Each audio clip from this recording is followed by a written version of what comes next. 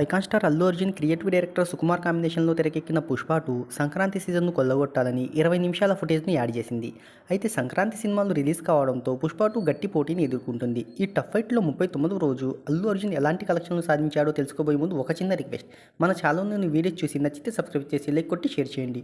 సాంకేతిక నిపుణుల రెమ్యూనరేషన్తో పాటు ప్రమోషన్ కార్యక్రమాలతో అన్ని కలుపుకొని 'పుష్ప 2'ని 450 కోట్లకు పైగా భారీ బడ్జెట్తో చిత్ర నిర్మాణ సంస్థ మైత్రి మూవీ మేకర్స్ నిర్మించారు. 1000 కోట్ల ప్రీ రిలీజ్ బిజినెస్ జరుపుకొని సంచలనం సృష్టించింది 'పుష్ప 2'. 620 కోట్ల షేర్, 1250 కోట్ల గ్రాస్ వసూళ్లతో బ్రేక్ ఈవెన్ టార్గెట్తో ప్రేక్షకుల ముందుకు వచ్చింది.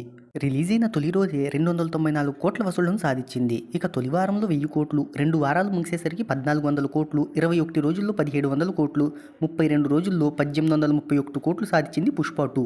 ఇక 39వ రోజు వసూళ్ల విషయానికొస్తే సంక్రాంతి సీజన్లో కొత్త సినిమాల కారణంగా 'పుష్ప 2'కు స్క్రీన్లు తగ్గాయి. తెలుగు రాష్ట్రాల్లో 30 లక్షలు, హిందీలో 2.34 కోట్లు, Tamil, Karnataka plus rest of ఇండియాలో 12 లక్షలు, ఓవర్సీస్లో 4 లక్షల చొప్పున మొత్తంగా 2.60 కోట్లను రాబట్టింది 'పుష్ప 2'.